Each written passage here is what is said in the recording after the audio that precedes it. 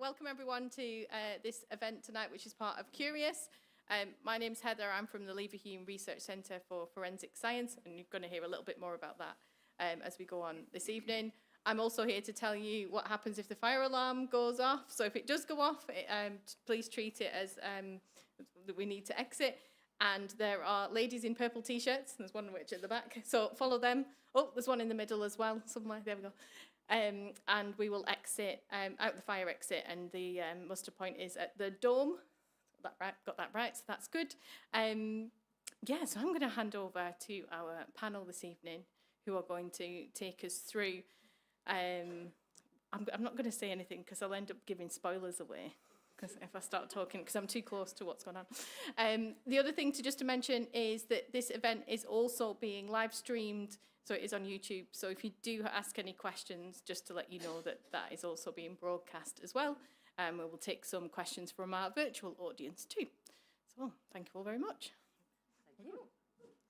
Give her a round of applause.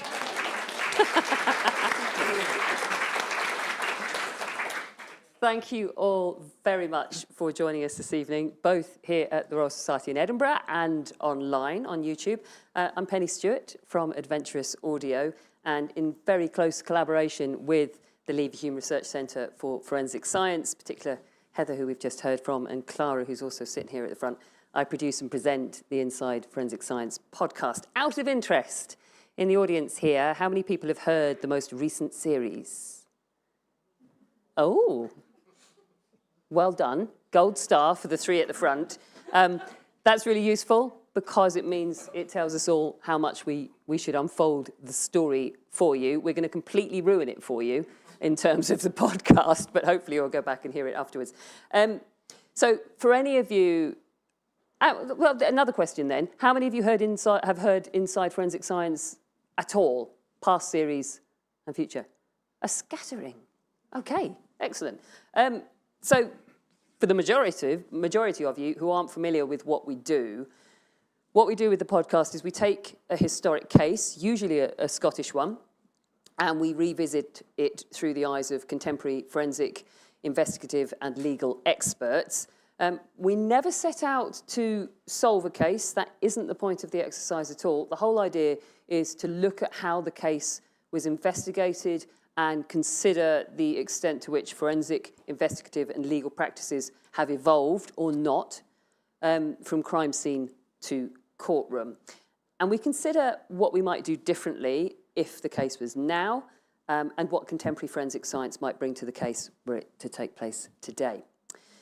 The story which we're looking at this evening is from the 4th series of Inside Forensic Science, and I do want to warn you from the outset, it is a particularly shocking murder mystery which involves some very challenging and graphic content.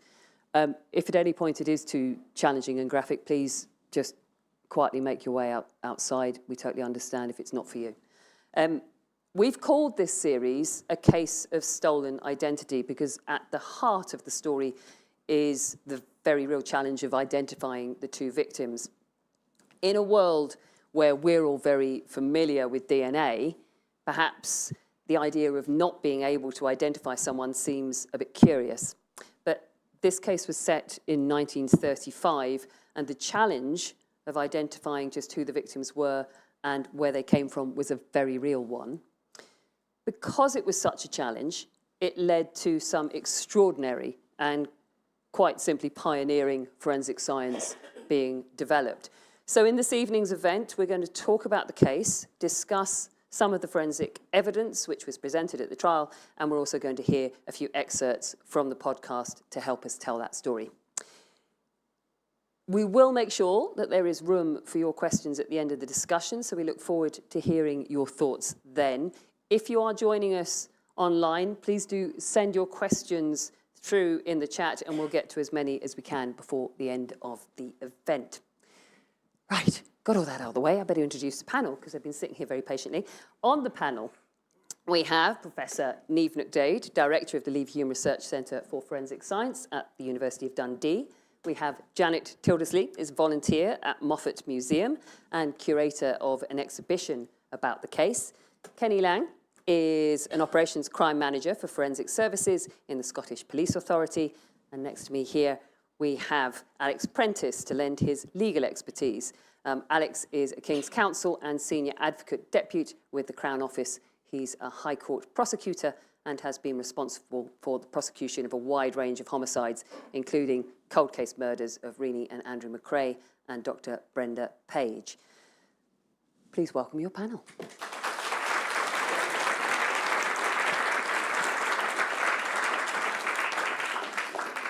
Niamh, just before we get underway in looking at the case in detail, we had quite a big discussion between us in the team at Leverhulme Research Centre for Forensic Science, discussing whether we should look at this case at all, in part because it is pretty disturbing and it's got some pretty challenging stuff in it.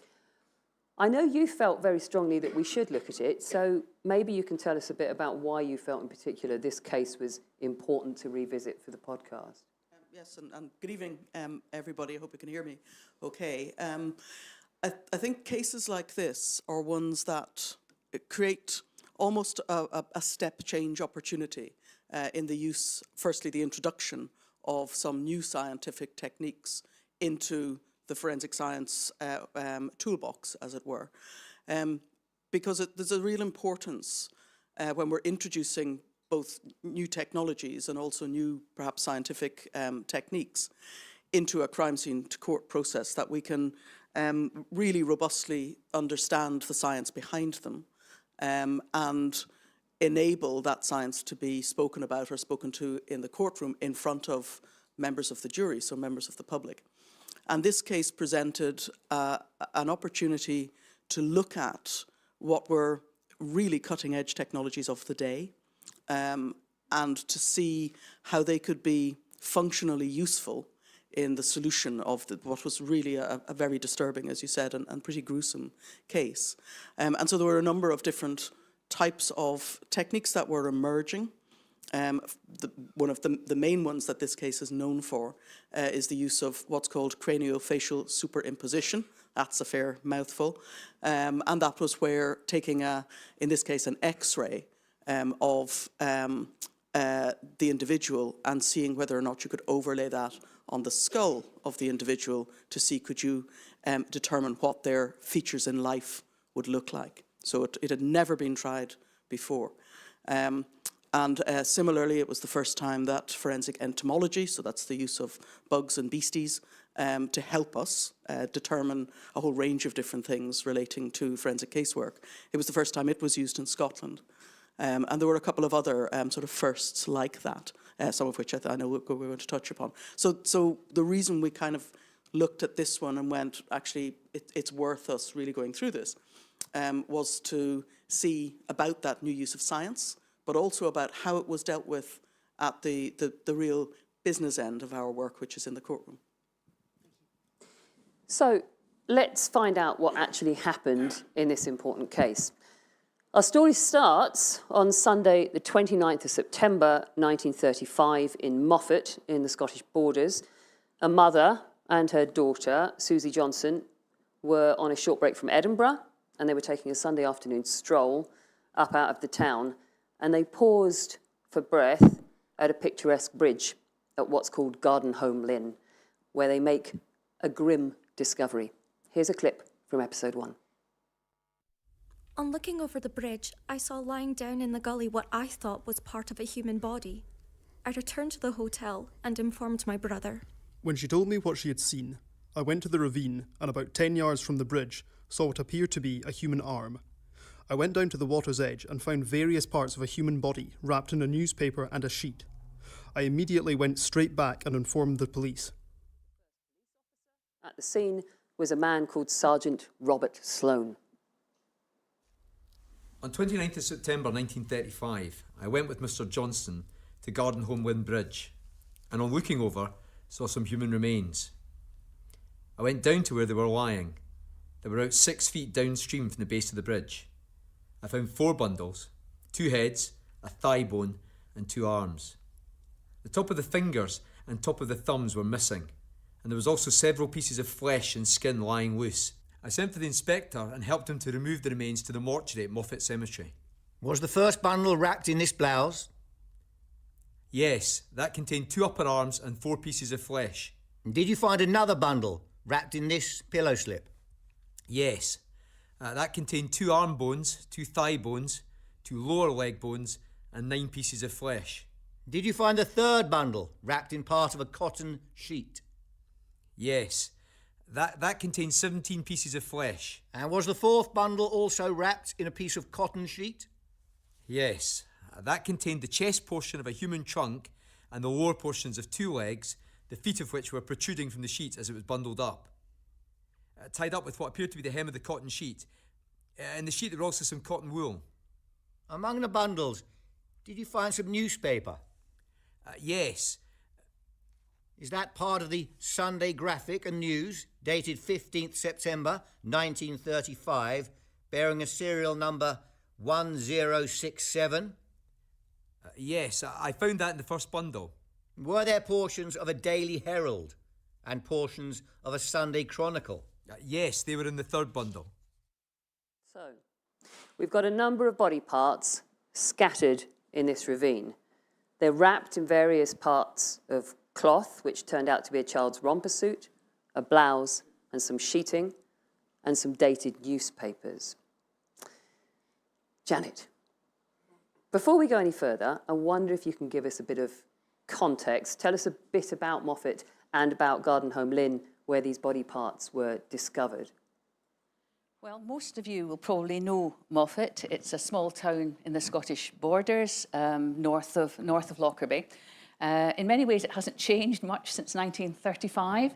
The population is much the same, around 2,500 people then. It's a little more then. Very rural, mostly sheep farming roundabout, but it's a holiday spot. There was a spa that was discovered. That's where Moffat got its wealth. A lot of big houses built up. So people would come to Moffat for holidays, which is indeed what the Johnsons did. And so there are a number of hotels in the town, and it's a place where people have always stopped. It's one of the main routes.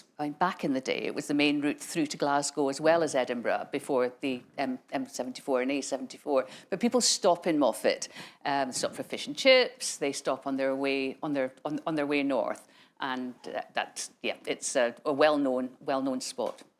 Garden Home Lynn, which we saw the photograph before. A lynn is, for those of you who don't know, is a Scottish word for a waterfall that's usually in a small ravine. So Garden Home, that's what Garden Home Lynn is. It sits about 2 miles out of the centre of Moffat on what is now the A701. So that's the road that runs from Moffat up to Edinburgh. So it's the main route from the west of the country over to the east. Back in 1935, the Lynn ran under a bridge, and you saw at the top of the photograph the parapet of that bridge. Very, very steep Lynn. If you go up there now, the road has been straightened. It was straightened in the 80s, so the bridge is there no longer, but you still get a sense of the Lynn. And the Lynn's, this Lynn takes the water from the hills and it runs down, and it's a tributary of the River Annan. So when the hills are in spate, when there's been a lot of rain, a lot of water, there's that's coming down, the Lynn gets very full, but it dissipates very, very quickly. So you might look over one day and there would be a huge amount of water, and the next day there would be very little. But it's on that main route out of Moffat through to Edinburgh. Okay, so there's our scene. Kenny, if you were called to this scene as Sloane was, what would be going through your head? So I think, as Janet's described, and you can see from the drawing that was done, first and foremost, you've got to think about what the geography is like and some of the challenges that's going to bring. So there's fast-moving water. It's also, there's steep sides to that. So you've got to think also in terms of the body parts, how many are there? You've just had a witness telling you they found a few. How many bodies are you dealing with? Is that the deposition site, or where the body parts deposited somewhere else and this is where they've just come to rest? If that was a deposition site, how far down have they gone? So there's loads of different things you need to think about. Also, you've got to think about the time of day, securing the evidence as quickly as possible. The weather's not been great, so there's going to be some form of detriment to that, so you need to try and get it secured to prevent it being contaminated or compromised any further. Loads of things going through your head in terms of the urgency of what it is, and in terms of what the sergeant did on the day at the time. Quite incredible, considering it was 1935, to have some of that foresight without actually realising the repercussions of what he was doing. Yeah, we'll come on to a bit more about what Sloan does, because it is, as you say, he had great foresight. Niamh, what kind of investigative tools and forensic tools were available at the time? What has Sloan got to work with?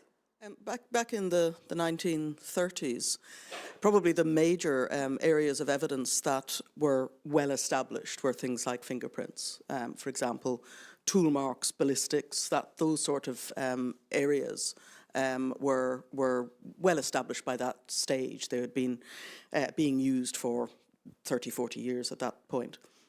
You could do blood grouping, so basic, what we would call serology. You could also do various other types of techniques, like toxicology was fairly well established by then as well. Much of it, Glasgow was actually pretty good at doing toxicology because of the Victorian spate of murders that they used to. Victorians liked to poison each other, so there was an element of that. So they were pretty good at knowing what they were doing. So those kind of, some of them well grounded in science, like toxicological analysis. Some of them much more in the realms of police officers and the sort of emergent police laboratories, which were very much more looking at recognising patterns and comparing them. So fingerprints would be in that category, as would ballistics and some others. So it was the science in some cases was quite rudimentary, but in others it was kind of following the trait of what was happening in other fields and disciplines. Okay. If we were to have a case like this now, and a scene like this now, how would it be managed? I mean, at the time, Sloan just went and they started gathering up body parts. I mean, that's pretty much what happened. But how would it be different now? I think now, as Kenny has already begun to discuss, the first thing that would be done in scenes like this, once the authorities were alerted to it, would be to cordon that scene off. So to put a physical barrier, usually with tape, and you'd probably have an outer cordon and an inner cordon, so that you were really controlling the access to the scene. You'd have police officers standing on those cordons who would record every person that came through, that went through those barriers. And every person that went through would have protective equipment or protective clothing. So they would be in what you probably see on the television, their white scene suits, but also their footwear covered. They'd be wearing masks, they'd have the hoods up on the suits, and wearing gloves, obviously. So there's a huge emphasis put on the prevention of contamination of those scenes, but also for the protection of the scientists and others that are going into the scene. So you'd have that done. You would visualise, so you'd record the scene with photography, probably use drones to some degree now. It's a difficult scene, it's down a ravine, so you need to figure out how are you going to get your people down there to make some recordings at least initially. And how, again, are you going to deal with the fact that you're dealing with a fast-moving river, that you've got all of these other environmental challenges, it's out in the open air and so on. But the first stages are to control it, to protect it as best as possible, and then to take enough images that you could have what we have in Scotland, which are forensic strategy meetings, which is where we, as the scientists, the police officers, and the people from the Crown Office would meet together to decide what are we dealing with here, what sort of specialist help do we need? So do we need pathologists, anthropologists, entomologists, and any other ologists that are going to come along and help us? How do we sequence the events? Who goes in first? What's the purpose of their activity at the scene, and so on and so forth. So everything is very carefully planned. And then people will be deployed and will begin to do their work. What's critical in all of this is documentation, and you see the results of that over my shoulder. Documenting these scenes is absolutely critical. When it comes to the courtroom side of things, we have to be able to say where was this item recovered from, photograph that before we recover it, so that we then package it, label it, bring it to the laboratory or wherever it needs to go, so that we then have what's called a chain of custody for everything. So from the time it's gathered, we know who gathered it, what container or packaging did they put it in, who has been involved in examining that item up to the point where it ends up in the courtroom. Then you need that chain of custody. It's critical to be able to explain the importance of those items. Yeah, Alex, why is that chain of custody so important? And in fact, I mean, how a scene is dealt with, what impact does it have when it comes to a trial? Well, it's very important because it's likely to be the starting point. This is a crime scene, but whether the people were killed and how they were killed may be something that occurred at a different place.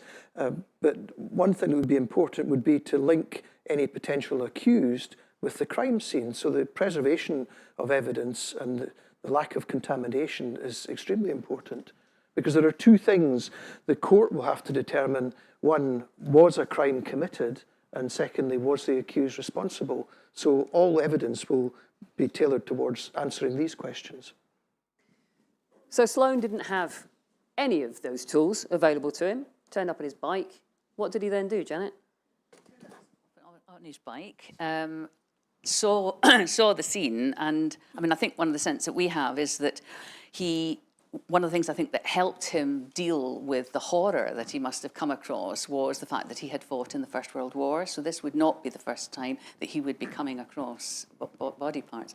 But he stayed at the scene, obviously took a very careful look, sent for some assistance. And remember, it's late afternoon, the light's fading, they're on this very, very steep bank, and he starts to collect body parts. And when the help come, the help is collecting body parts, and they collect body parts over the 2 days. Sloan is very careful too, as well as collecting the body parts, he's being very careful about collecting what the body parts are wrapped in. So the body parts are taken to the mortuary, which is just down the road. So it's the house where the cemetery keeper lives on the first floor and the mortuary's on the ground floor. They take them in there, and the body parts themselves are moved up to Edinburgh within a couple of days, but Sloan retains the wrappings, the newspapers, the blouse, the romper suit, and I think the sheet. And his preservation of those and what he does with those later are really significant. I mean, the only other thing I'd say is that his drawing is of the body parts that were found over the first 2 days, but other body parts were found over time. I think in total 70 body parts were found. Some had been moved by water further down. Some were found a few weeks later. Some were found when the water dropped further, or where there had been a storm and bracken was caught by the wind. So it was an emerging story. It wasn't all apparent at the time. But I think Sloan, for our exhibition in Moffat, he was just a real hero. If he had not done what he had done, we would never, this case would not have been solved. Yeah, just to give you an idea of how complicated we're talking in terms of this scene, I think body parts were found over 9 miles. So 9 miles, and over a number of weeks, they continued to be gathered. So what are the first questions you need to be asking? My sleuths in the audience. Shout out. What would you be asking? You've got a pile of body parts. What do we need to know? Who are they? How long have they been dead? Do you say how many? Someone said how many? Anything else? How many? Who are they? How long have they been dead? Sorry? Adults or children? What age are they? Male, female? All these things. We don't know any of this yet. So, Niamh, what are the first questions you'd be asking? All of those questions. Thank you very much. You're absolutely right. So, and these are the key critical questions. We need to know how many individuals we're dealing with. And I'm not a forensic anthropologist, but I work with forensic anthropologists, and so I know some of the basics. So understanding the minimum number of individuals becomes a critical question when you're dealing with body parts rather than whole people. You're right, age, whether the individuals are male or female. Is there anything there that can help us lead to the identity of the individuals? Because part of the key critical questions that the police will want to lead on is who are these people. That will help unlock some of the investigative strategies and areas. So well done. You did get the majority of the things I think that people would be looking for. Okay. So, in the case, in order to answer some of these questions, body parts, as Janet told us, were removed to Edinburgh University, where they were examined by some very eminent scientists of the time, including Professors John Glaister and James Cooper Brash. Let's hear from a contemporary expert of similar standing, Dame Professor Sue Black, one of the world's leading forensic anthropologists, about how she'd go about identifying the bodies. So we would do it pretty much in exactly the same way as it was done at the time. How many feet do you have? How many heads do you have? How many hands do you have? I mean, it sounds so ridiculous. But if you have 3 feet, you've got more than one person. And if you've got 2 feet that look the same and are the same size, they probably belong to one person. So you've probably got 2. It's how many people have I got, first of all? And that really is about the maximum number of a particular body part. And then you will have 2 heads. So you put 2 heads on 2 trolleys. And then you start to go down the body. Do these 2 limbs belong together? And what you can do is you can actually interface the 2 cut sections of a joint. Now, the shoulders don't go terribly well together because they're such a lax joint. But every other joint, putting the head onto the torso, putting the arms onto the forearms, putting the hips onto the pelvis, all of those, the bones will fit together. And they did that. It was established pretty early on they were dealing with 2 bodies. But how do you go about determining the age of a collection of body parts? Here's Sue Black again. But if you've got dismembered parts and you don't have a full body, you can only look at what you've got. If I had a preference of the areas of the body to give me some indication of the age individual, I'd like to have a head, please, because then I have teeth, which are useful. I like to have the sutures within the skull. And then if I have another part, I'd like to be down in the pelvis, please, because there are areas in the pelvis that show quite well-defined age-related changes. And I quite like the collarbone. So just the middle end of the collarbone here keeps growing till you're about 25. And so if I have that, I'm quite content if that's still growing, that the person's under 25. And I'll go straight to an area of the sacrum down at the base of the spine. And I would expect the gap between the first and the second sacral vertebrae to be open. That would confirm to me they're under 25. So, Niamh, what conclusion did the experts at the time initially come to about the bodies? What did they think they were dealing with? So there was quite some confusion, I would say, at the beginning stages. They eventually understood that they were dealing with 2 bodies, but they thought one was male and one was female initially. And there were some other, I think, elements around that, perhaps around the age and so on, that just didn't emerge until, I mean, we've heard there were 70 body parts. So what it did show was and it's a bit of what Sue was speaking about, you can only deal with what you have in front of you, but you also have to gather as much information as you can without jumping to conclusions.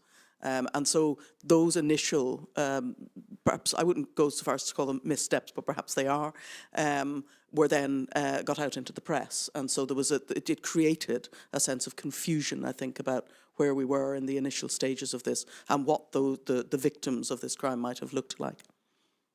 Analysis of the body parts also started to reveal something about who might have done this because of how the bodies had been cut up. What did they discover? Yeah, absolutely. And again, Sue mentioned these were bodies that were dismembered, so they were taken apart. And the early information or evidence that was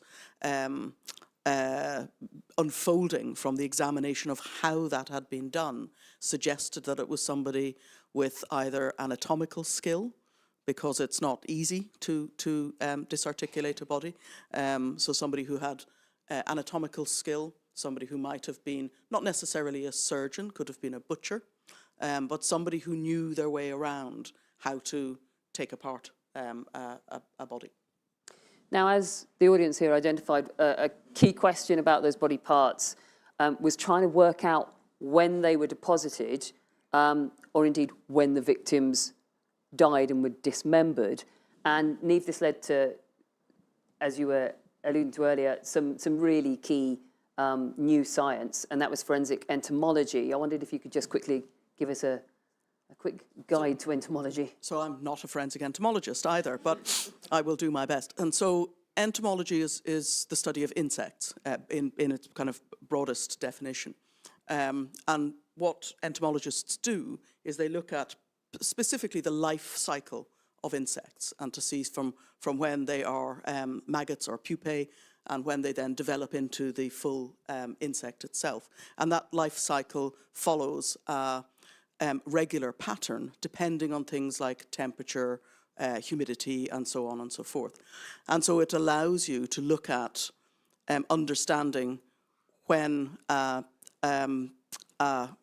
food source, I don't want to be too about this, but when a food source is infested with maggots and how they grow and what evidence is left behind of the different stages that these insects, their different developmental stages. And it can tell you really useful information about time of when that first infestation occurred. In some of the research work that's done around forensic entomology, some of the investigations and research have looked at whether or not from maggot infestation, for example, if you gather the maggots, you can analyse them and determine whether or not the individual had been a drug user, for example, because you can extract drug residue from the maggots. Similarly, there's other research that suggests that you can extract DNA of the individual from the maggots. So there's other elements of forensic entomology that have provided a usefulness into some of the other areas of scientific work that we can do. But that's basically, so entomologists look at the life cycle of the bugs and then make provide some information and evidence about how long the first infestation, since it's been the first infestation, and therefore how long the body parts might have been there. And that's exactly what they did. Professor Glaister had them, the team, gather up all the bugs and beasties that were around the body parts, and Dr. Alexander Mearns at the time had a look at them, and he concluded that the body parts had been in the ravine for about 12 to 14 days, so deposited around the 16th or 17th of September, which significantly narrowed down the focus of the investigation. Alex, interestingly, the forensic entomology evidence wasn't actually presented in the later court case. What determines what does and doesn't get used as scientific evidence in court? Well, we look at what the evidence is and the basis upon which conclusions are brought. The entomology, this was a new thing in those days. I have led this type of evidence in two cases, one more recently where a skeleton was found and there was the presence of what the police thought was soil over the skeleton, but when the ichorologist examined this, discovered it was not soil. In fact, it was a colony of 50 million mites, and these mites consume mummified skin. And it was important because it gave us a timescale as to how long the skeleton had been there. In this case, there's a suggestion that they did not use the entomology because they felt the jury would be horrified by this evidence, which I find bizarre, given what you've just heard they're going to hear about. But we would we want to make sure that the science is robust, that the conclusions are justifiable, and that we would present it if it assists the case. So we'll fast forward a bit. Once the investigators had managed to get as many of the body parts as they could gathered, they realised that it's not a man and a woman they're dealing with, that it's in fact two women. And they think it's likely to be one younger woman and one older. And we now have a time frame for when those bodies were deposited in the ravine, which suggests the victims might have been killed around the middle of September. We also know that they were dismembered by someone with expertise. So you've got all of that in your pocket now. But we don't yet know who they were or where in the UK they came from. Now we turn back to Robert Sloane, because it was him that really gave the breakthrough, wasn't it, Janet? Having gathered up all those wrappings and papers, why did that become important? Well, he dried out the newspapers and then used forceps to try and, because they'd all be a big mass, so trying to kind of pick them apart. And he discovered that the newspapers came from the Sunday Graphic and Sunday News. And he also, I'll come back to that in a minute, he also washed the children's romper suit and the blouse. he had them washed at home. In fact, his son remembers seeing the romper suit drying on the coal house door. So all done at home.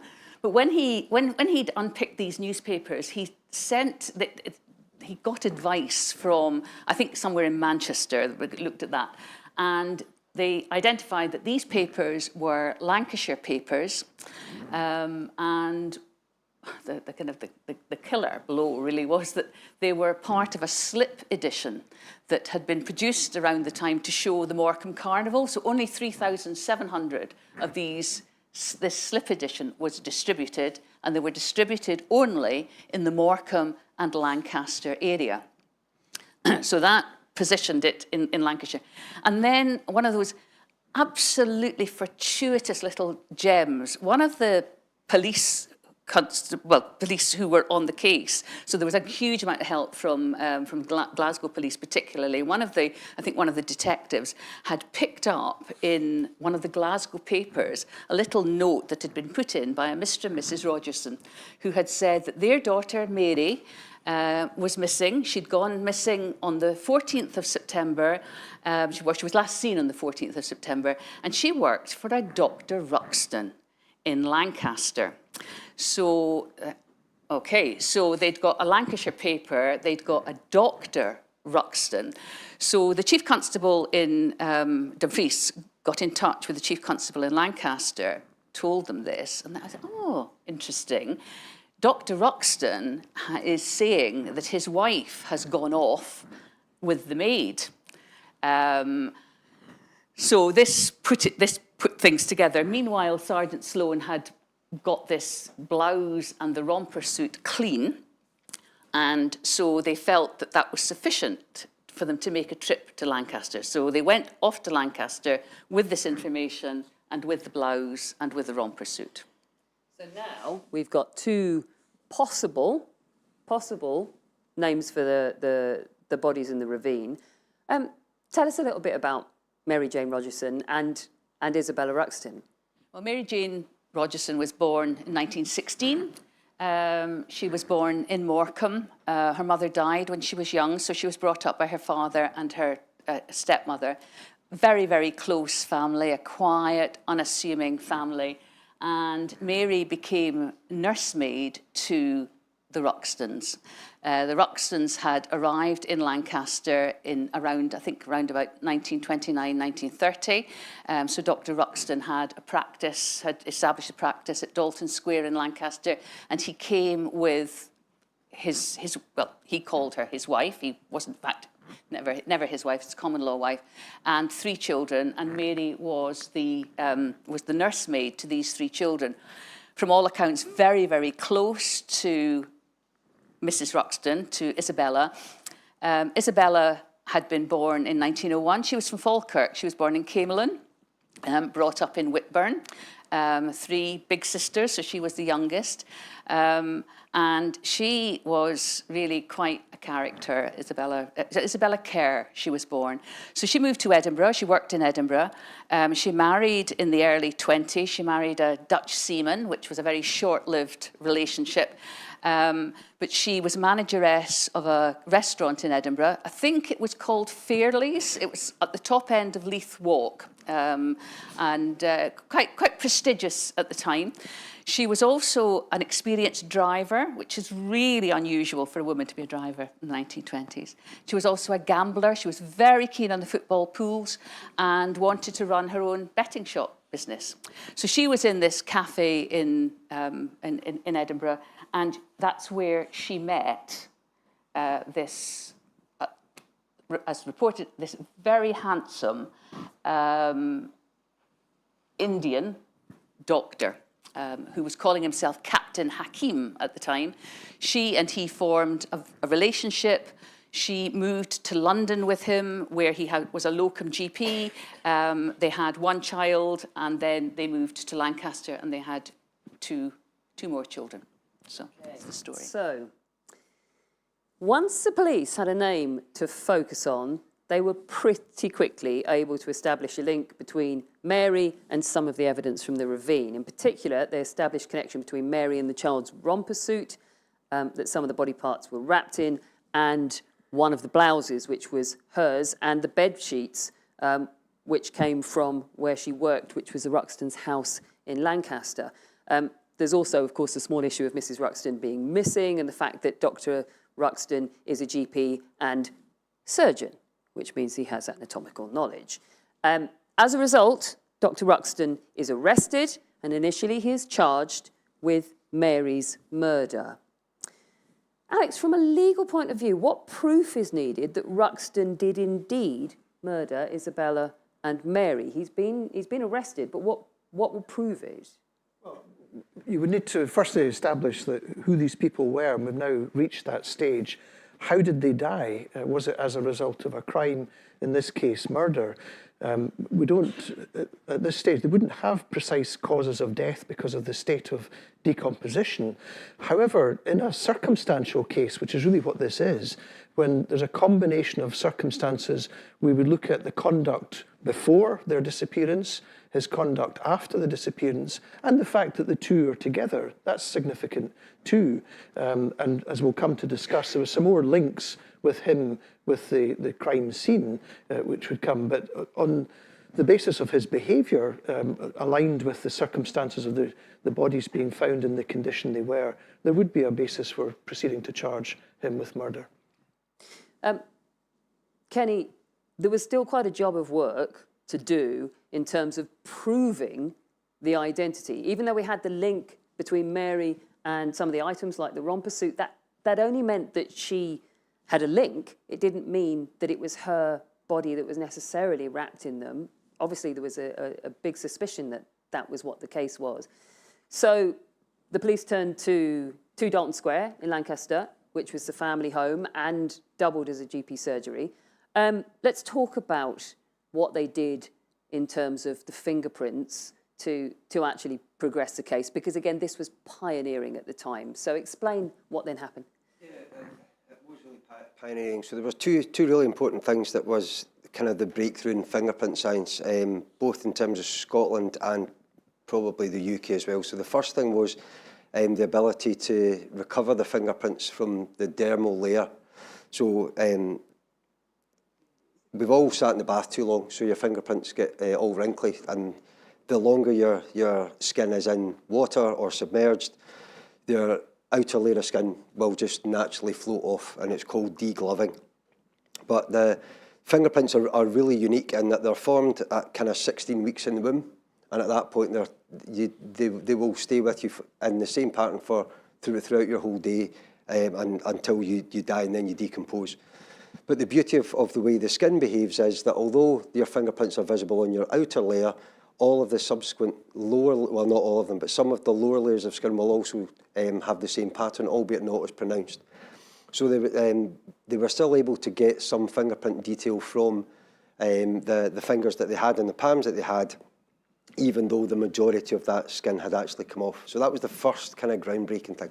So after you've got that, what do you do with that? So as Niamh said, fingerprints had kind of been in the UK as a science from about 1890, really reasonably well established in England and Wales. The Metropolitan Police in Scotland Yard, as they were, City of London Police, were kind of groundbreaking in setting up all of that stuff. So in Scotland, there hadn't really been a lot. We didn't really do an awful lot of fingerprint science, but Bertie Auld, who was the detective the police officer who was dealing with this, he'd been down to London and he'd studied alongside the City of London Police to understand fingerprints.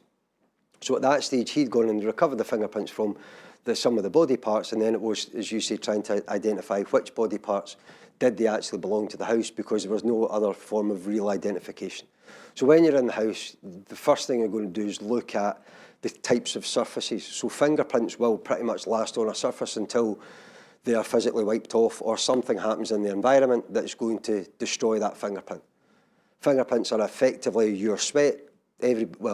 Most people sweat. Whether or not you leave a fingerprint or not depends on what the content of your sweat is, for a variety of different reasons. There are about 1,800 different chemicals and compounds that are going to be present in human sweat. You are all sweating now. What you secrete in your sweat now will be different to what you did when you woke up this morning, when you go home tonight, and you will all be sweating something slightly different. So in my world, that makes it really difficult, but it also makes it really interesting and really exciting.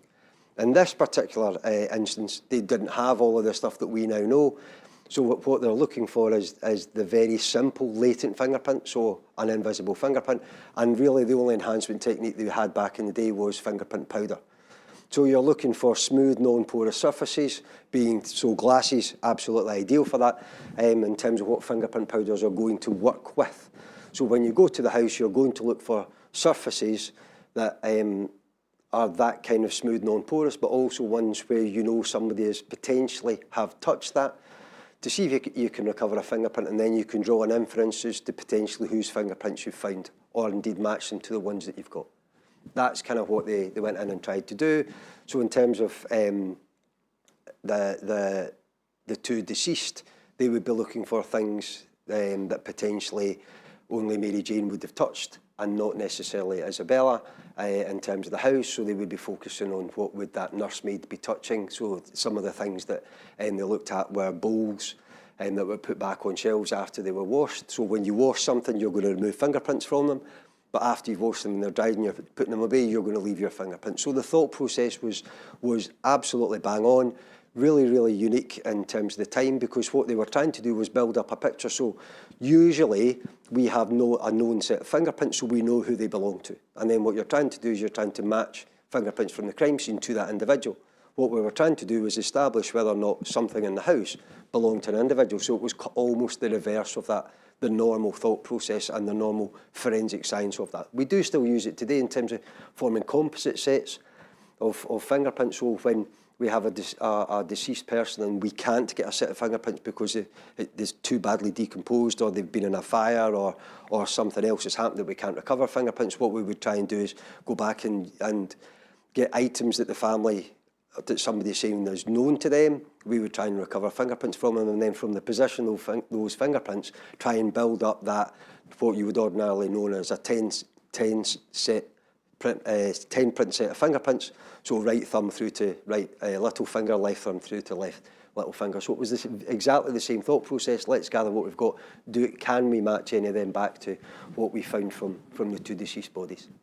And what they managed to do was they identified that body one was indeed Mary by doing that, which was really big breakthrough for the case. Yep. So another significant first for the investigation was, as Niamh told us earlier, the use of craniofacial reconstruction techniques. In a nutshell, Glaister and Brash developed a way of superimposing an image of the skulls of the victims with a photograph of them to see if significant facial features matched up. Let's have a quick listen to Professor Caroline Wilkinson. She's Director of the Forensic Research Institute from John Moores University. This is from episode 3 of the podcast, and she'll explain it in more detail for you. They had 4 photographs basically that they used, 2 of each woman, and they looked at the angle of the head in the photograph and tried to match that with a view of the skull so that they could then superimpose and look for consistency between facial features and detail. But that in itself is quite a difficult thing to do, to match an angle of a skull to an angle of a head in the photograph, not least because they didn't have a scale on the photographs. These were just photographs that were taken live, if you like, without any standardized equipment. But rather cleverly, what they did was they scaled the photograph based on known things in the photograph that they could measure. One of those was a tiara that Isabella Ruxton was wearing in one of the photographs, and they got that tiara, they measured it, and therefore they could scale the photograph. And for the Mary Rogerson photographs. They went back to the scene where the photograph was taken and took more photographs using a measuring stick. Now, they acknowledged this was not as accurate as having a known item that they could measure in the photograph, but that was the best they could do to scale. So certainly the Isabella Ruxton scale was very accurate, and the Mary Rogerson one was more approximate. And then that enabled them to print out either negative or positive photographs at scale that they could then mount in front of the skull on a stand and then rotate the skull in any direction to match up with the photograph. When they were happy with that alignment, they could then take an image of the skull and then they could superimpose negative and positive images of the skull and the photograph so that they could look at consistency. So where have we got to? We've got the fingerprints that tell us that body one looks very likely to be Mary. We've got this remarkable science advancement, which, as you can see, it really feels quite conclusive. I don't think it's that exact, but it's very convincingly Isabella. So we've got the identity of the two victims. But how do you work out what actually happened and where it happened? Well, in the podcast, we heard from blood pattern specialist, blood pattern spatter specialist, not so easy to say, Joe Millington, about the blood which was found at the scene at 2 Dalton Square in Lancaster, where the Ruxtons lived. Now, a lot of blood was found at the scene, and the trial goes into this with Professor Glaister in enormous detail.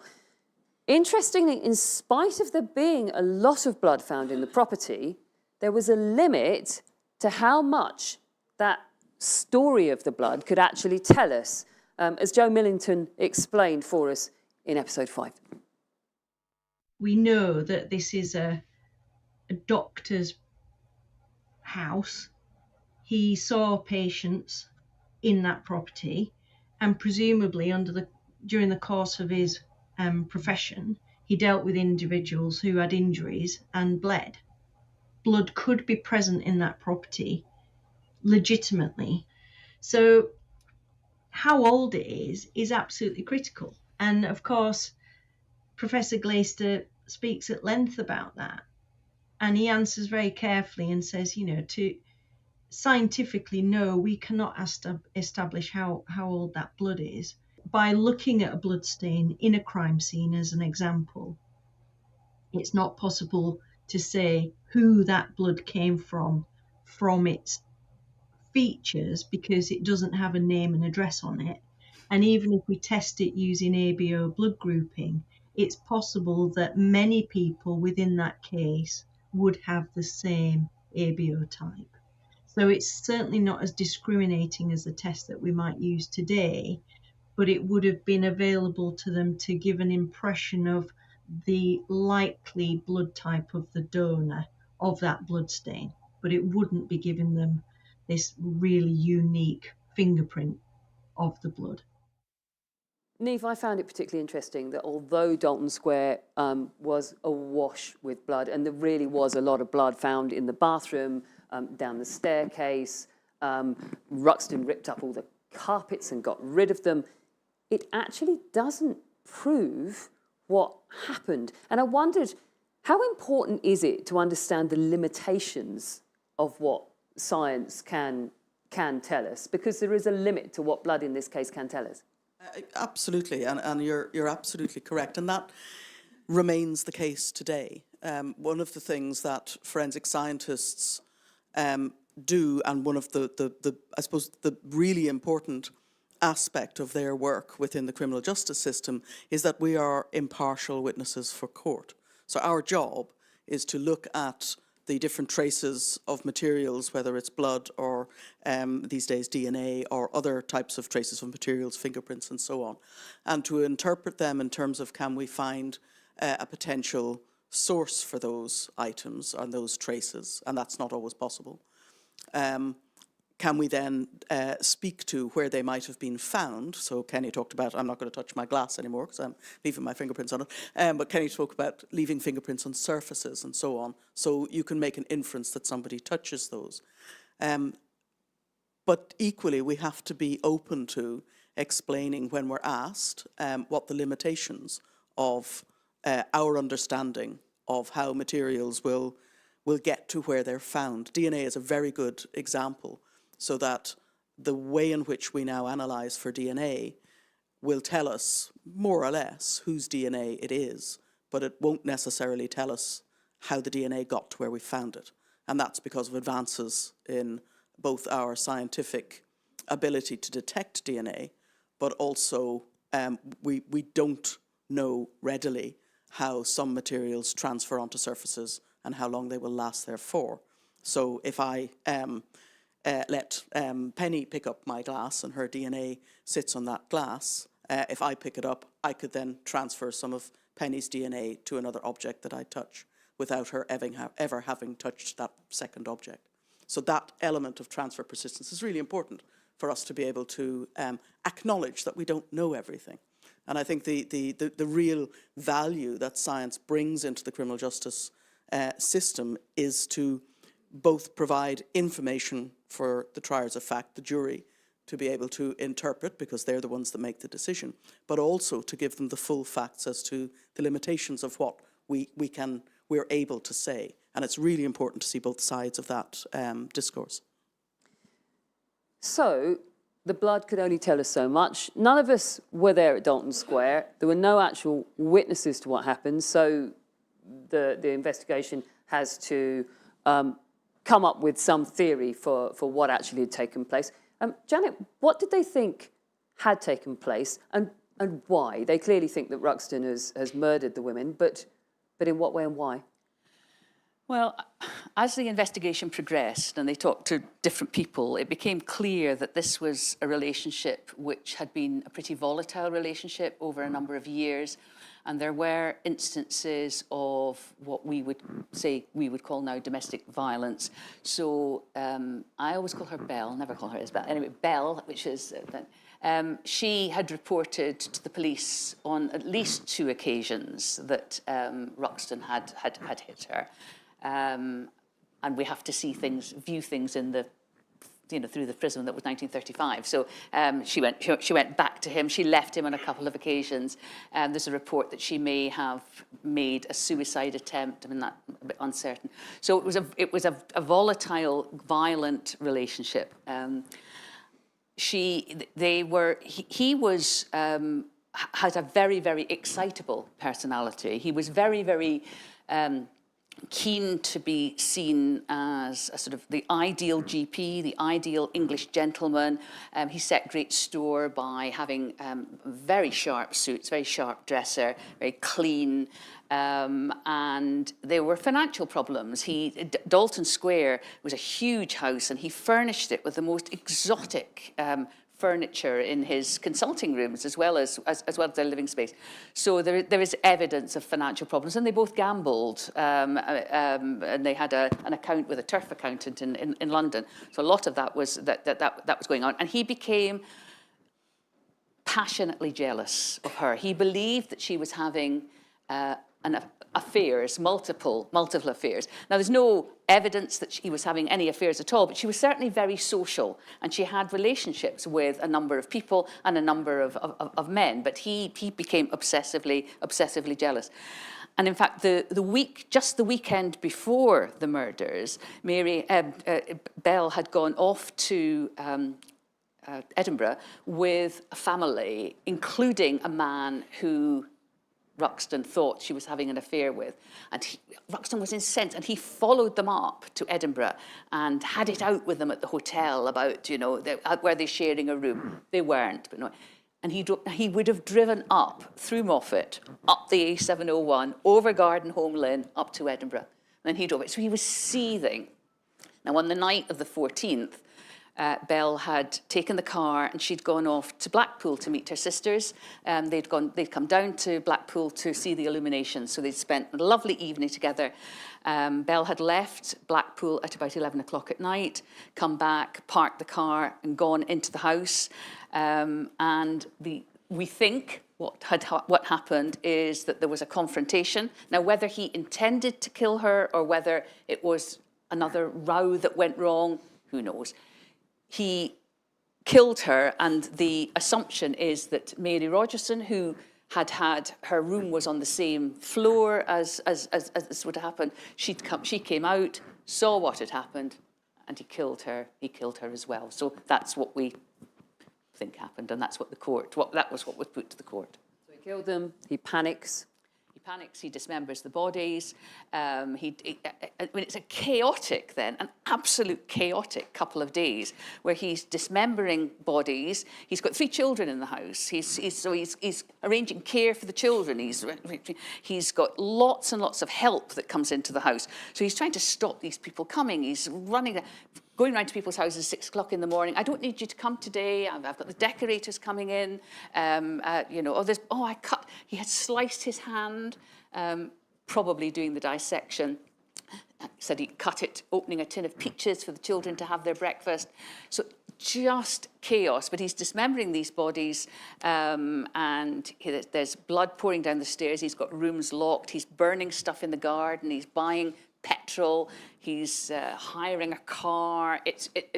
He's unraveling, I think, would be not a technical term, but I think that's probably what was happening.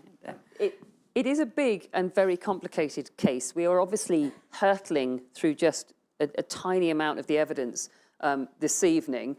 There is a huge amount of circumstantial evidence, and I do recommend that you go and have a listen to the podcast and also have a look at the trial papers if you want to understand the whole case and how it unfolded. If you go to the podcast, you'll find the trial papers in the show notes. Alex, what did you make of the evidence that was eventually presented in court and how it was presented? How strong a case was there? Well, the thing about circumstantial evidence is it does not sit in isolation. So it's the combined effect of all these different circumstances brought together which allows a jury to draw reasonable inferences. And as I said earlier, the 2 things are, first of all, was death as a result of murder? And secondly, was Buck Ruxton responsible? And all the evidence points to that. And you might ask yourself, why would you dismember a body to such an extent to try and avoid the bodies being identified and then dump them somewhere else unless you had something serious to hide? He gave different accounts of how they had left the house and why, and he tried to imply that Mary was pregnant. There was no basis for that at all. And so when you combine all these cases together, along with the scientific evidence, which I say does not sit in isolation, I think it presented a very compelling and convincing case. And when you read the speeches at the end of the trial, it's all quite well presented. And to my mind, the verdict was inevitable. One, I think, particularly shocking aspect, though, of the trial was that the charge of murdering Mary was dropped. Any sense, any of you, as to why they might have dropped the charge against Ruxton of murdering Mary? Because it just seemed bizarre. Alex, any thoughts on that? I don't know. I've tried to find out. It's been suggested that the reason might be because of Mary's social standing. I would hope that's not the case, but I can't see any other reason. It makes no sense to me. If this had been prosecuted in Scotland, we would have had 2 murder charges without question, because the whole point of a charge is it allows you to lead evidence in the case. And generally speaking, certainly in Scotland, you cannot lead evidence of a crime not charged. So if you don't charge him in the indictment with the murder of Mary, you can't then suggest in the evidence that he's guilty of that. But in this case, it doesn't appear to have hindered the leading of the evidence in relation to Mary. So I find it very odd, and I don't know the answer.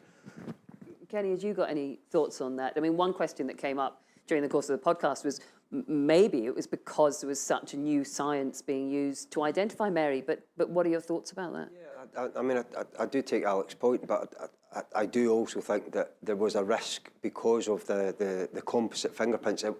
Although the fingerprint evidence had been established for a number of years, as Neve said, it'd be kind of 30, 40 years worth of stuff. The way fingerprints were used in this case in particular was really groundbreaking. And I suppose there was maybe an element of social status, and because that was only, the majority of the fingerprint evidence was really only against Mary Jane and not necessarily Isabella, maybe it was just deemed that because it was too tricky, if they put the two together and they lost, they weren't able to convince the jury on the fingerprints, that was maybe potentially going to harm the case against Ruxton for the murder of his wife. I don't know, but I kind of understand that as a thought process, because it really was pushing the boundaries of the fingerprint science at the time. I mean, there was a lot of this case that was pushing the boundaries of science. And how big a challenge is that when you come to the courtroom, especially in a case like this, where there were several bits of it that were really pioneering? I think it's, I mean, as Alex and others have said, there was an awful lot of circumstantial evidence in this case, so it's not just the scientific information. And it's, and you'll correct me if I'm wrong, absolutely. It's also the choice of the prosecutor as to how to lay out their stall, as it were, in order to get the verdict that they feel is justified based upon that evidence. And so sometimes, I think, and it's the same for today, sometimes brand new scientific evidence may just be too risky. It may not be transparent enough for the court to be comfortable in it being presented. And because of that, it may be felt that it was so brand new that it wasn't being used anywhere else. This was the first time for it to be presented, that the trial becomes about the science and not about the actual use of it in terms of the case that is being presented. So there could be a number of different factors here. I think also, and it may be relevant in this case in particular, that there's also a bit of a separation between the way in which forensic medical evidence is presented and the way in which forensic scientific evidence is being presented. And part of that is to do with the personalities, I think, of the presenters. Certainly back in these days, there were very high profile, one would say, forensic medical examiners, pathologists, etc. So that would have, that sort of charisma would also perhaps have a bearing perhaps in this case, but certainly in others as well. Spoiler alert, anyone who doesn't want to know whether he got off, look away now. In the end, Buck Ruxton was found guilty of the murder of Isabella Ruxton, and he was sentenced to be hanged. Janet, I found the response to that in the public quite interesting. What was the response to this? Well, it was a very mixed response. I mean, they were a very well-known couple in Lancaster, and there were elements of Lancaster society who felt that he, if he did do it, he was provoked, and they would have heard his story over time. And there were people who felt that. But there was also, I think the phrase I've used is a curious tenderness, really, for Buck Ruxton in Lancaster.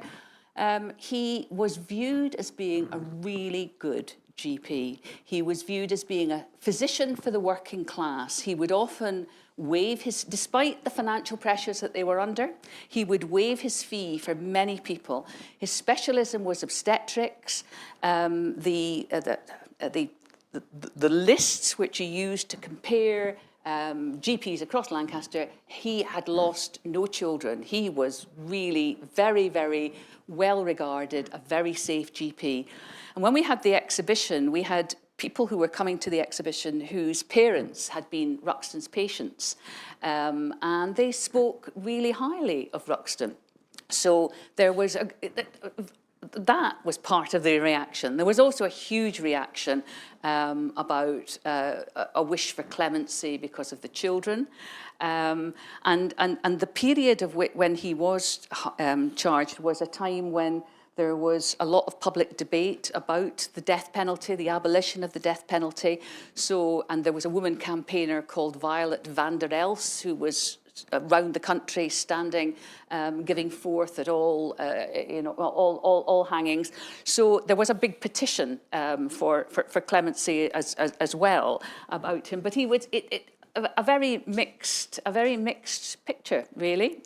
Yeah, I mean, he was a guy. Ruxton himself had come to. He was born in Bombay. He was from a Parsi family. He trained as a doctor and worked for the Indian Medical Service. He married in India, came over to the UK to do his surgeon's exams in Edinburgh, which is where he had met Bell. And a very driven individual, very keen to be successful, but an extremely volatile man. Yeah. I'd very much like to make sure we've got room for some of your questions. I can keep asking questions forever, but let's make sure there's an opportunity for anyone here. And if there's any questions online, we'd be very happy to take those as well. Has anyone got a question for any of the team here? We've got a gentleman down the front. Wait a second and we'll get a mic round to you. Here comes Heather, running. Quick! So it's the gentleman here. Hi. Thank you very much. Just through the very informative lecture you've given, you mentioned that the clothes that were found at the scene were washed. Now, I was wondering, is that unusual? And what tests would have been done on the clothes before they were washed, if any?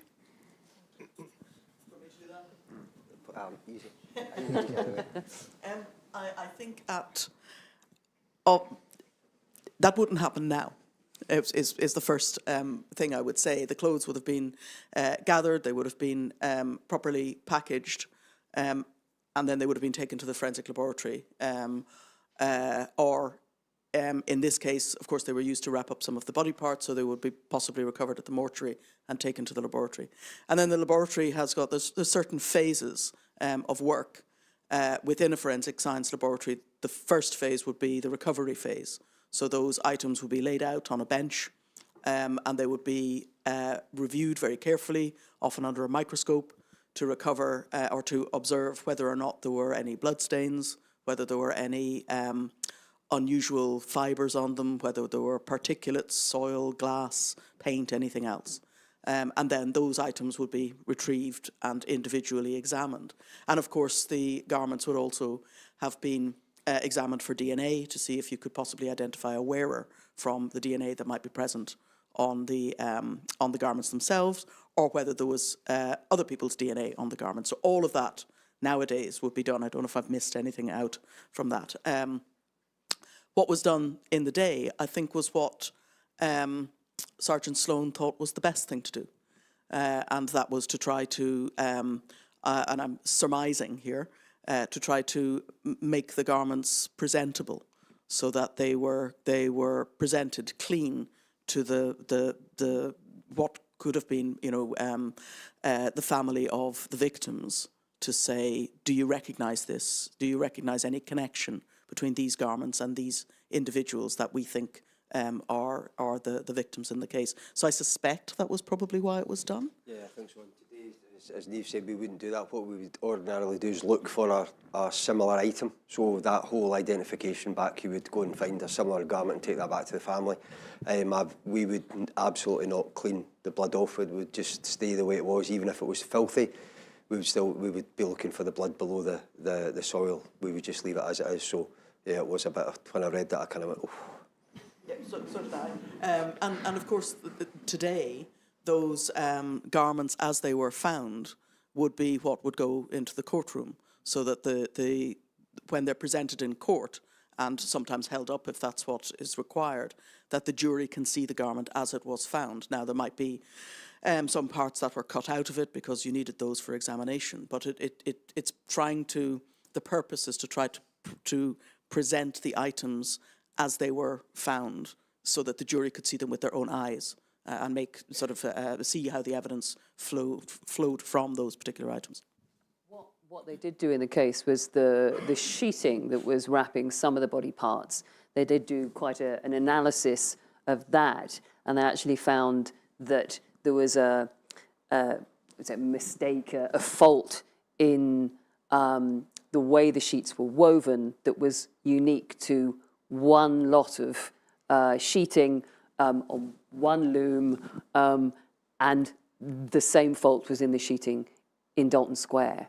So they narrowed down the possibility that those sheets, would come from the same place. So they were able to do that analysis. From an investigative sense, these things that they picked up in this case were, the newspaper, the sheets were really important, but it's a testament to the level of work that was done and to the quality of the work that made these particular pieces of evidence start to come together.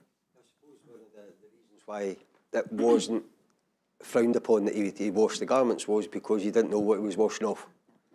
So we hadn't really established blood pattern analysis. There hadn't, we could do blood grouping, but that was a bit irrelevant because there was so much blood you couldn't separate things out. So as forensic science has moved on, likewise our understanding of what we can or what we should and shouldn't do, because likewise in the court, the defence also need to be able to see the garment in exactly the same way we do, so that they can instruct their own defence experts to look at it and then counteract or whatever the opinions that we have in relation to that. So that's why it's really key that nothing's altered. But back then, they didn't know what they didn't know, so you can't really criticise. He thought he was doing the right thing, as Niamh says, because the most important thing was getting somebody to identify that romper in particular, and he didn't want it covered in blood because could you really identify something when you knew the whole thing was a different colour? So.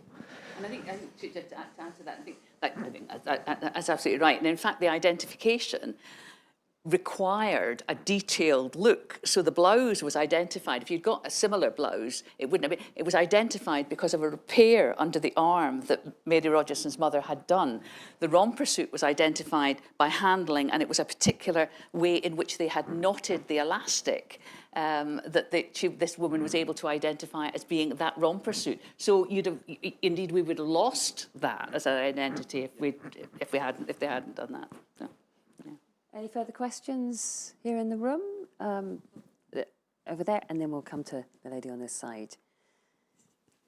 Hi. Hi, thank you. Hi, Niamh. I have two-part question. The one is, and I want your opinion on why a doctor chose this way of disposing the body, where he would have the basic chemistry or other knowledge to dispose it with an acid or something like that, something that would not make it identifiable. And the other one is a legal question. I don't know who is going to answer that, but yeah.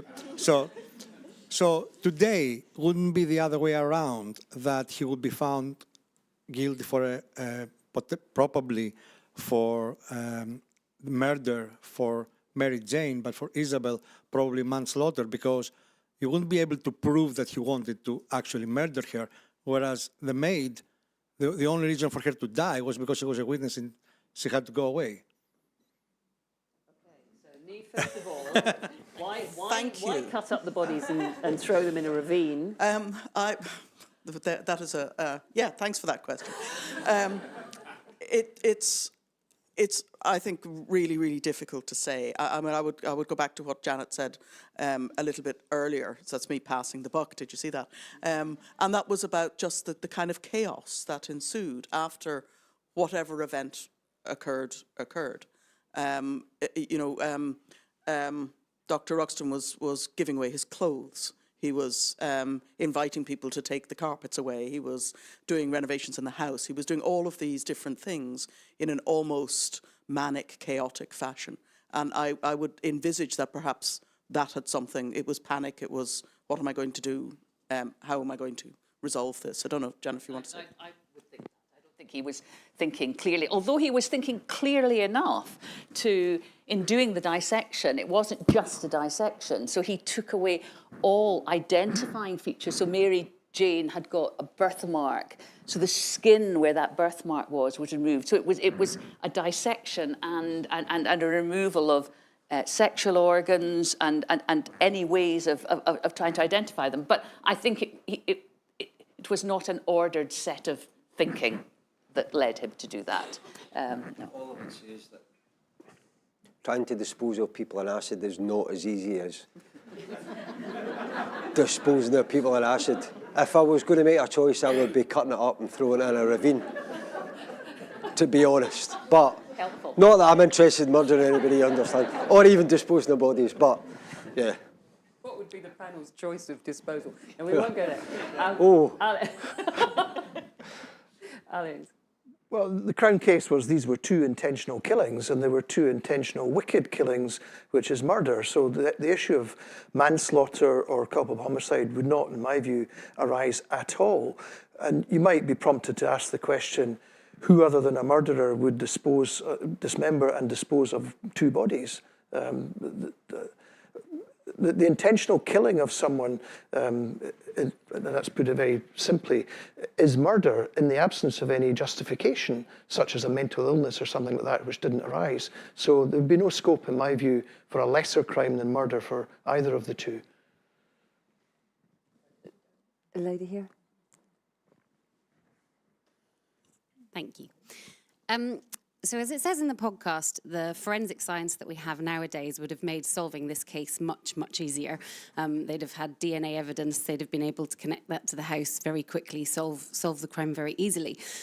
So obviously you can see from this case as a first example of forensic science being used in a court that that's a huge benefit, and we've benefited greatly from that in the intervening years. But my question is really, is it now more difficult to prosecute a case where there isn't forensic science because the public expect there to be forensic science? Has it sort of shot itself in the foot?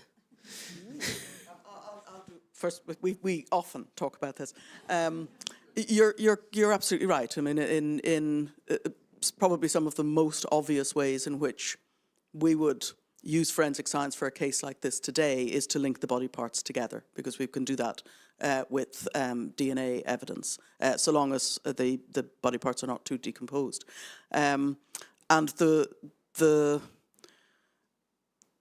public perception of forensic science evidence is also something that comes into play, and it kind of speaks to your question. There's an expectation that there will be DNA evidence because that's what you see on CSI, and these are good programs. I'm not dishing them at all, but they do what they do, which is to entertain you. Whereas in our domain, not every item of evidence that we might, or item that delivers evidence that we might analyse within our laboratories will have a legitimate value in the context of the case. If you have a murder in a house, let's say, like this one, and the inhabitants of that house, that's the DNA that you find relative to the case, then what value does it add is the question. Over to you. Some years ago, I purchased a cartoon from a private eye cartoonist, the late Tony Husband, and it had two thugs walking together in the street, and one said, "What's DNA?" And his pal said, "I don't know, but if you've got it, you're guilty." And it sums up the problem, I think, because I really do think this is an issue.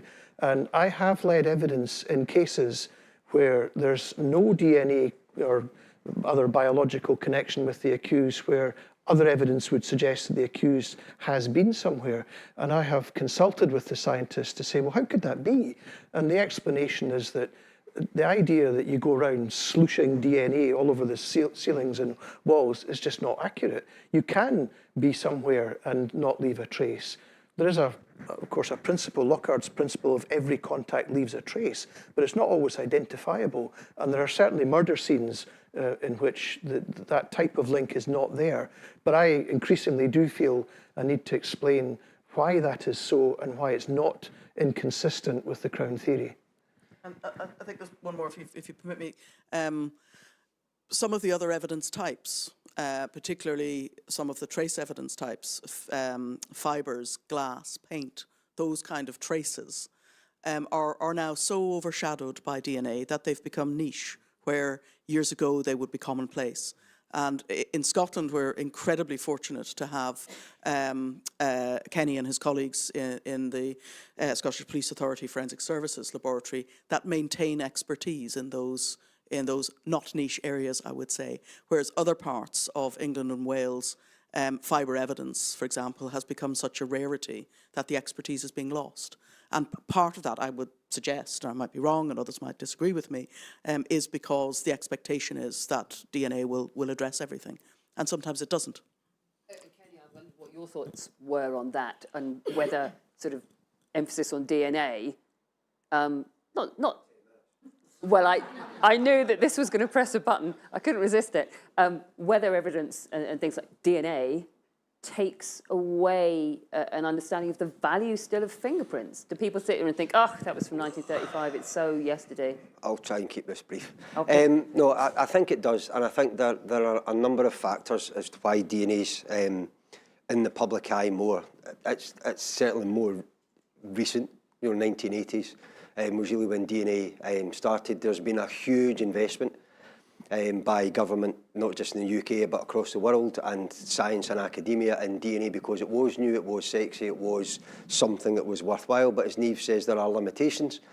I like to coin a phrase that was from the 1880s, and it's been attributed to various people, but absence of evidence is not evidence of absence, to pick up on the point that you were making. And the key part of some of that is, as Niamh said, we've become so good at detecting DNA because we've invested the money. Some of it's becoming a bit pointless. But the most important principle, as Alex said, is Locard's principle is every contact leaves a trace. Well, DNA doesn't do that. Fingerprints do. The only way you can find a fingerprint, you can categorically say somebody's touched it. So in this case, today we would be fingerprinting the newspaper. They didn't do it then because that's not what they did. The really frustrating thing for me in my business is the majority, 99% of the techniques I use in the laboratory have been discovered by accident. DNA and all of that work around biology hasn't been discovered by accident. People went looking for that. And if fingerprints and some of these other forensic sciences had had the billions of pounds worldwide invested in them, who knows where we would be in the criminal justice world, because absence of evidence isn't evidence of absence. We just don't have the tools to find what it is we're looking for, because we are either limited in terms of the techniques we have just now, or we just don't know what to look for. So it's back to, why did he clean it? Because he didn't know what he was doing wrong. And that's why we are really limited in what we do now. We have to make decisions on potentially preserving things or not doing fingerprint techniques, because some of what I do will absolutely destroy DNA now, never mind the potential of destroying advances in DNA in the future. So there's always a compromise in forensic science as well. You have to try and build up a picture. It's back to those limitations, because cold cases come along and haunt me. I'm now doing cold cases that I did as a practitioner 20 years ago, which is really weird. Can I determine, did I make the right decision then? All of that sort of stuff. And most of that is because DNA's advanced. Very, very little of it's because fingerprints or other forensic science has advanced. And there is this kind of, as Niamh said, the telly's done a really good job of that. But fingerprints absolutely still have a real part to play, because it proves somebody's been there. Somebody has absolutely touched something, which DNA and other things don't necessarily do. Policing is now kind of coming back to it because it's an awful lot cheaper than DNA. So, I do constantly remind police officers that, well, don't forget about fingerprints. They still have a part to play. But again, some of that's because biology and DNA and the science and academia has done an awful good job of selling that as a sexy thing, because that's where the money is in terms of academia. And Niamh and I, we could talk about this all day, and that's 2 minutes, all right, 3 minutes. I'll stop now. We are right up against our time, but I think we've got a question from online, and we're going to quickly squeeze that one in. Absolutely. I'll group 2 or 3 together because I think you can probably do them. One person's asking whether dental records would have been able to be used at the time, and also whether there was any missing persons record at the time. And lastly, would blood splatter analysis be used today as well? So I'll try and answer those. I'm not a forensic odontologist. I've said I'm not a forensic. We're very careful not to stray out of our lane in our world. The answer to that is I'm not sure. Dental records would possibly, would almost certainly be used today if the dentition was left intact. So if the teeth are broken, then it's very difficult to implement any sort of testing like that. The second one was about missing persons databases. We have missing persons databases nowadays, certainly, but there's challenges on those because they might not have the individual's DNA or their fingerprints or dental records or whatsoever. I doubt they would have been back in 1930s. And then the last one, blood pattern analysis. I'm not sure whether Joe said it would be particularly relevant in this because there was so much blood. And it was trying to determine sort of whether that would add value to this. I think what Joe said from memory about this case, I mean, I think there's more tests now, but again, DNA is the big gun that would come in, and you'd be able to use it to immediately work out whose blood was whose in the scene and identify, you know, what had happened and trace what had happened. The problem at the time was there was just so much blood and you couldn't say how long it had been there, who it belonged to, even what gender it came from. None of that was available. So she was saying really DNA, yes, you know. I think the other thing that would have played a part if this was today would be digital evidence. So cell site analysis, locating mobile phones, messages sent to each other, all of that sort of stuff. We are very much out of time. Thank you very much indeed. If you haven't heard it yet, I know we've spoiled it all for you, but I would encourage you to go and have a listen to Inside Forensic Science. Please do subscribe, rate it, share it so others can find it too.